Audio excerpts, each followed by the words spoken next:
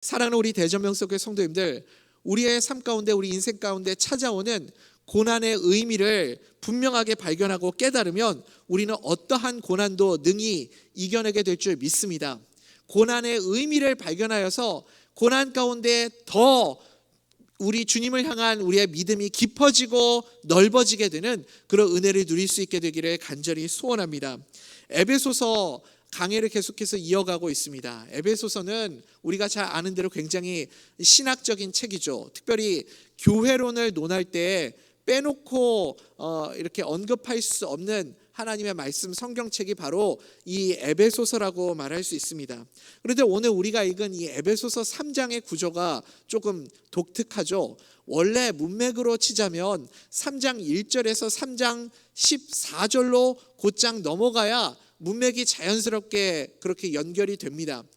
그런데 마치 샌드위치 구조처럼 3장 1절과 3장 14절 사이에 3장 2절부터 13절까지의 조금 문맥과 다른 이 사도 바울의 좀 감정이 섞여 들어가 있는 간증이 지금 포함이 되어 있습니다.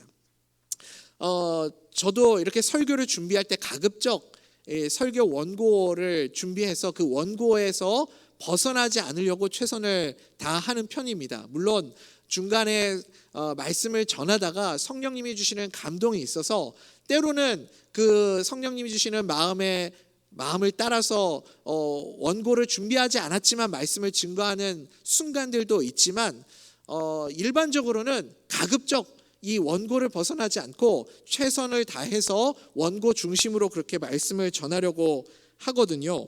근데 오늘 사도 바울의 간증이 약간 이런 느낌을 받습니다. 그러니까 사도 바울이 지금 이 에베소서라는 편지를 쓰고 있었어요. 쓰고 있다가 어느 순간 성령님이 주시는 그 감동이 너무 깊고 컸던 거죠. 그 감동의 그 격정적인 그 감정을 이기지 못해서 지금 쓰고 있던 그 말씀을 중단하고 자기에게 지금 새로운 이야기를 시작하고 있는 성령님이 주신 그 새로운 마음들을 기술하고 있는 그 모습을 보게 됩니다.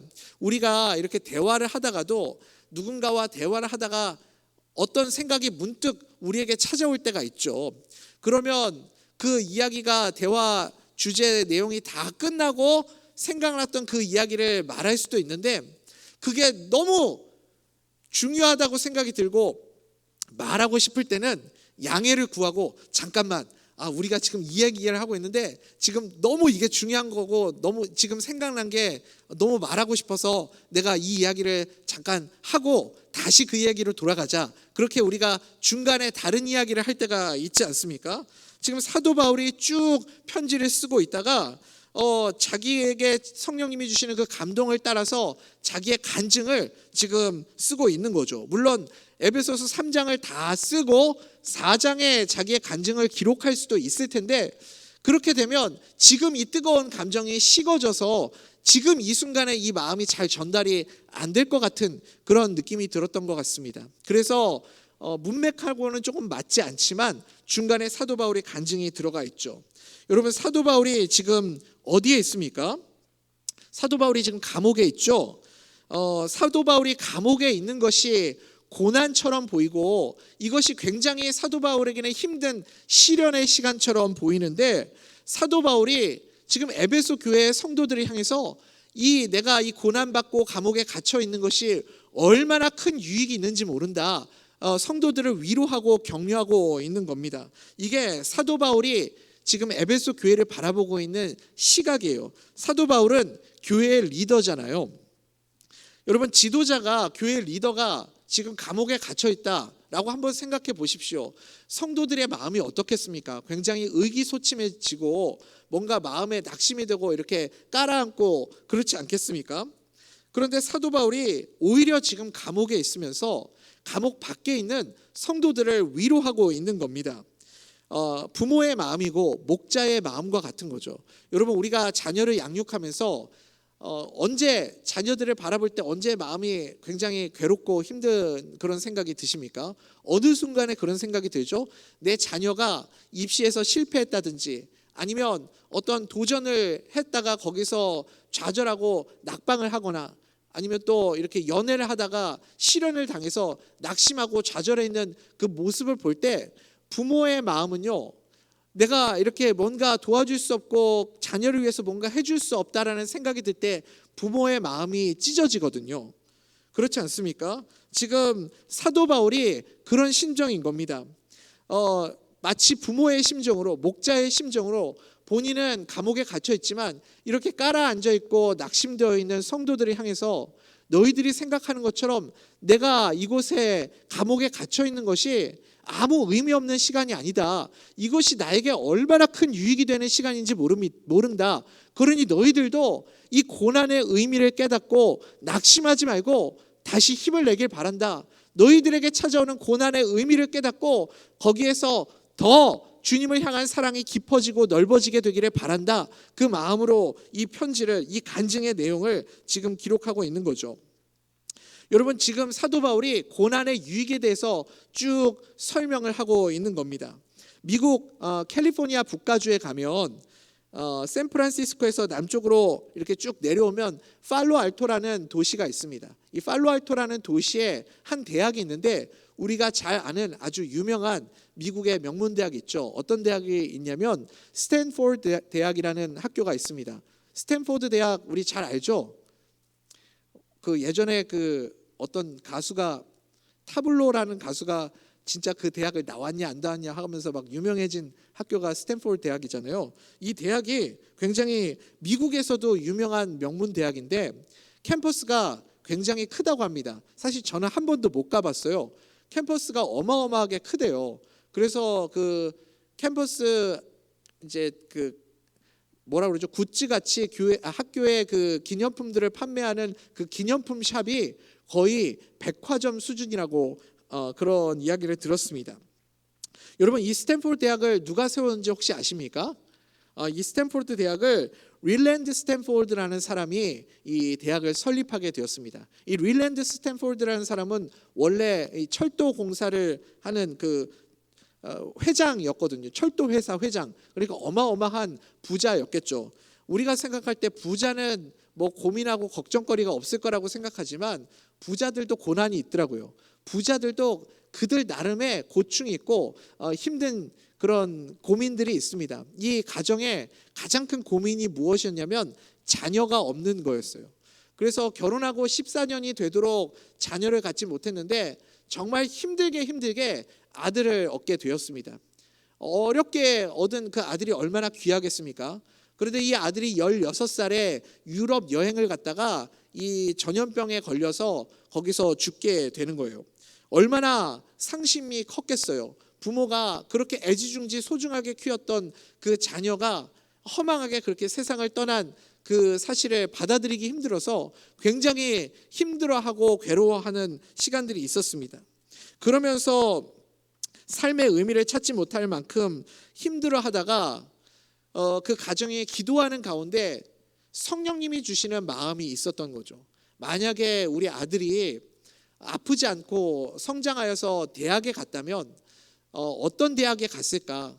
우리 아들이 갈 수 있는 최고의 대학을, 우리 아들은 못 가지만 다른 사람들을 위해서 최고의 대학을 만들어주자, 그런 생각을 갖게 되었다는 거죠. 그래서 샌프란시스코 남쪽에 버려져 있다시피 한 그 땅을, 큰 땅을 사서 400만 평이 넘는 큰 땅을 사서 스탠포드 대학이라는 이 학교를 세웠다고 합니다. 여러분 한번 보십시오. 이게 아픔이 아니면 이런 일이 있을 수가 없는 거죠. 고난이 있기 때문에 고난 가운데서 발견하는 하나님의 뜻을 보게 되는 거죠. 스탠포드 대학에 채플이 있습니다. 예배당이 있다고 해요. 그 예배당에 이 남편은 릴랜드 스탠포드고 아내 되시는 분이 제인 스탠포드라는 분이 있는데 이 아내분이 손으로 직접 쓴 그 글귀가 여전히 그 교회에 남겨져 있다고 합니다. 그 교회에 남겨져 있는 글귀가 무엇이냐면 바로 이런 거예요. 하나님이 인간에게 가장 가까이 오실 때는 고난이 찾아올 때다. 그리고 인간이 하나님에게 가장 가까이 갈 때도 고난이 찾아올 때다. 여러분, 우리가 그렇거든요. 고난이 무조건 나쁜 것만은 아닙니다. 우리에게 고난이 있을 때 우리는 주님을 더 찾게 되고요, 주님께 더 가까이 나아가게 되죠. 그것뿐만 아니라 나에게 고난이 있을 때 주님은 나를 고와 같이 버려두지 않으시고 나와 함께 계시고, 그리고 더 가까이 나에게 찾아오셔서 나에게 힘을 주시고 위로해 주시는 줄 믿습니다. 그러니까 우리가 그 고난 가운데서 그 고난의 의미를 분명하게 발견하고 깨닫게 되면 어떠한 고난과 어려운 시험이 찾아와도 우리는 능히 이겨낼 수 있게 될 줄 믿습니다. 사도 바울도 똑같은 고백을 하고 있는 거죠. 사도 바울도 지금 감옥에 갇혀 있지만, 고난 가운데 있지만, 내가 이 고난 속에서 받는 유익이 어마어마하게 크다, 내가 어떤 은혜를 받고 있는지 아느냐, 어떤 깨달음을 얻었는지 아느냐, 지금 성도들에게 말하고 있죠. 무엇을 깨달았냐면, 사도 바울의 간증이 2절부터 13절까지인데 요약하면 두 가지로 그렇게 우리가 정리해 볼 수 있습니다. 한 가지는 복음의 비밀이 무엇인지를 깨달았다는 거예요. 복음의 비밀. 또 한 가지는 그 복음을 위해서 하나님이 나를 일꾼 삼아 주셨다. 이 두 가지가 그가 고난 가운데서 깨달은 은혜입니다. 하나님이 나를 이 복음의 비밀을 알게 해주셨다, 그가 말하고 있어요. 우리 3장 6절 말씀 같이 한번 읽어볼까요? 시작. 이는 이방인들이 복음으로 말미암아 그리스도 예수 안에서 함께 상속자가 되고 함께 지체가 되고 함께 약속에 참여하는 자가 됨이라. 아멘. 아멘. 이방인들도 복음으로 그리스도 예수 안에서 하나님의 자녀가 되었다. 세 번 함께를 계속해서 강조하고 있죠. 함께 상속자가 되고 함께 지체가 되고 함께 약속에 참여하는 자가 되었다. 똑같은 단어를 계속해서 반복하고 있습니다. 이방인들도 이렇게 함께 이 복음의 비밀에 참여하는 자가 되었다. 사도 바울에게 하나님께서 보여주신 복음의 비밀이 바로 이것이었습니다. 그리고 또 하나의 강조점이 7절에 나와 있는데, 이 복음을 위해서 하나님이 사도 바울을, 이 약한 사도 바울을 복음의 일꾼으로 불러주셨다. 고난 때문에 나는 남들이 깨닫지 못하는 복음의 비밀을 깨닫게 되었고, 고난 때문에 나는 이 복음을 위한 하나님의 일꾼이 되었음을 깨닫게 되었다. 사도 바울이 고백하고 있는 겁니다. 여러분, 복음의 비밀, 이 복음의 비밀이라는 것이 참 재미있는 것 같아요. 오늘 말씀을 읽어보니까 이 하늘에 있는 권세자들도 천사들도 이 복음의 비밀은 다 몰랐던 것 같습니다. 그러니까 하나님이 아무에게도 이 복음의 비밀을 가르쳐 주신 적이 없었던 거예요. 사도 바울이 그것을 깨달았습니다. 그러니 얼마나 감격스럽겠습니까? 천사도 모르던, 마귀조차도 모르던 이 복음의 비밀을 그가 깨달았다는 거죠. 에베소서 3장 9절 말씀 우리 함께 읽어봅시다. 시작. 영원부터 만물을 창조하신 하나님 속에 감추어졌던 비밀의 경륜이 어떠한 것을 드러내게 하려 하심이라.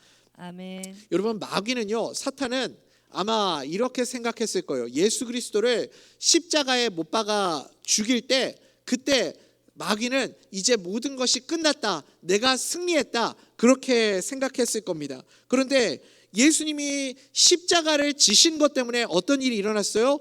우리 인생의 모든 사람들의 죄악을 예수님이 담당하시고 대신해서 대속 제물로 죽으셨죠. 그리고 예수님이 3일 만에 부활하심으로 우리 모든 믿는 자들을 구원하여 주시는 구원의 길이 열리게 된 줄 믿습니다. 여러분, 이게 참 신비한 일이에요. 마귀가 깨닫지 못했던 비밀, 하나님의 기가 막힌 묘수가 무엇이었냐면 바로 십자가였습니다. 마귀는 이 십자가의 묘수를 깨닫지 못했습니다. 그리고 또 한 가지 마귀가 깨닫지 못한 묘수가 있어요. 그게 무엇이었느냐? 이 십자가의 복음을 누구를 통해서 하나님이 증거하게 하시고 이 복음이 흘러가게 하시는가? 교회를 통해서 그 일을 행하신다는 거예요. 여러분, 믿으십니까? 교회요. 이 약하디 약한 교회를 통해서 하나님이 이 십자가의 복음이 흘러가게 하신다. 그러니까 이 마귀는요, 이제 교회만 무너뜨리면 복음이 흘러가지 않는다라고 생각을 하는 거죠. 이게 왜 묘수인지는 우리가 계속해서 말씀을 나누다 보면 이제 제가 설명을 드리겠습니다. 교회만 무너뜨리면 십자가는 내가 막지 못했지만, 십자가를 통해서 구원의 길이 열리는 것은 내가 막지 못했지만, 교회만 무너뜨리고 교회만 시험을 들게 하고 교회만 고난을 주면 이 십자가의 복음이 흘러가지 않을 수 있다. 마귀는 그렇게 생각했다는 거죠. 우리 에베소서 3장 10절 말씀 같이 한번 읽어볼까요? 시작. 이는 이제 교회로 말미암아 하늘에 있는 통치자들과 권세들에게 하나님의 각종 지혜를 알게 하려 하심이니. 아멘. 아멘. 그러니까 하나님께서 사도 바울에게 어마어마한 복음의 비밀을 알려주셨는데 그 다음에 이 복음의 비밀을 깨닫게 해주시고 또 한 가지 이 고난을 통해서 얻은 유익이 무엇이냐면 일꾼을 삼아주셨는데 이 십자가의 복음이 누구를 통해서 흘러가게 하시느냐? 교회를 통해 흘러가게 하신다라는 겁니다. 그래서 교회가 엄청나게 중요한 거예요. 하나님의 묘수 두 가지가 십자가고 그리고 교회입니다. 사탄은 깜짝 놀랐습니다. 될 수만 있으면 복음을 못 듣도록 또 복음이 들려지지 못하도록 그렇게 마귀가 교회의 시험을 들게 하고 복음을 증거하지 못하도록 계속해서 교회를 핍박하는 거죠. 그런데 이 정말 신비로운 게 무엇이냐면 마귀가 강력하게 역사하면 역사할수록 복음의 그 메시지가 더욱 선명해지는 겁니다. 교회는요, 마귀가 교회를 흔들면 흔들수록 복음의 메시지가 더 명확해지는 줄 믿습니다. 왜 그럴까요? 복음에는 생명이 있기 때문에 그렇습니다. 복음에는 능력이 있기 때문에 그래요. 그래서 마귀는 교회를 흔들면 복음이 전파가 안 될 거라고 생각했어요. 그런데 참 이상한 일이죠. 이 고난의 신비를 통해서 이 고난을 통해서 복음은 더 전파가 되고 더 확장이 되고 그리고 이 복음의 빛깔이 더 선명해지는 것을 우리가 보게 됩니다. 그러니 여러분, 마귀가 아무리 교회를 넘어뜨리려고 하고 시험을 들게 하려고 해도 우리 두려워할 필요가 없습니다. 왜냐하면 예수님이 우리에게 이미 약속해 주셨잖아요. 내 반석에 내 교회를 세우겠다. 음부의 권세가 이기지 못할 것이다. 우리 주님이 그렇게 약속해 주시지 않았습니까? 이것이 교회입니다. 바울이 이 비밀을 깨달았다는 거예요. 그래서 여러분, 평탄한 교회 너무 부러워하실 필요 없습니다. 여러분, 교회가 복음이 선명해지려면 교회가 정말 열정적으로 복음을 증거하는 교회가 되려면 반드시 마귀가 시험을 하는 겁니다. 그러니 마귀가 막 우리를 흔들고 시험하고 어렵게 한다고 해서 절대 두려워할 필요가 없습니다. 그것 때문에 우리는 더 주님을 붙잡게 되는 거고 그것 때문에 우리는 더 능력 있게 쓰임받는 교회가 될 줄 믿습니다. 교회가 왜 이렇게 힘드냐? 교회가 왜 이렇게 어렵냐? 그럴수록 그 교회는 지금 잘 가고 있다라는 뜻이겠죠. 복음 전하지 않고 아무것도 안 하는 교회는 마귀도 건들지도 않아요. 복음이 생명이기 때문에 그렇습니다. 교회는 이런 영적인 공격이 있게 되어 있습니다. 여러분, 사실 이게 당연한 거지 않습니까? 마귀가 교회를 공격하는 건 너무나도 당연한 일입니다. 그렇지만 이 마귀의 공격을 통해서 우리는 더 강력해지고 복음의 이 색깔은 더 뚜렷해지는 것, 우리가 이것을 알고 있다면 더 이상 마귀의 공격을 두려워하지 않게 되는 거죠. 그래서 결론은 내가 고난받고 사도 바울이 고난받고 고통당하는 이유가 다 무엇 때문이라고요? 여러분, 복음의 비밀 때문이었다. 그것을 말하고 있습니다. 이 복음 때문에 내가 감옥에 갇힌 것이다. 그러니 이것은 고난이 아니라 영광이다. 이것이 바로 바울의 간증입니다. 그런 의미에서 우리 사랑하는 대전명석교회 성도님들도 하나님 앞에 귀하게 쓰임받는 이 바울의 축복, 하나님의 놀라운 은혜가 임할 수 있게 되기를 간절히 소원합니다.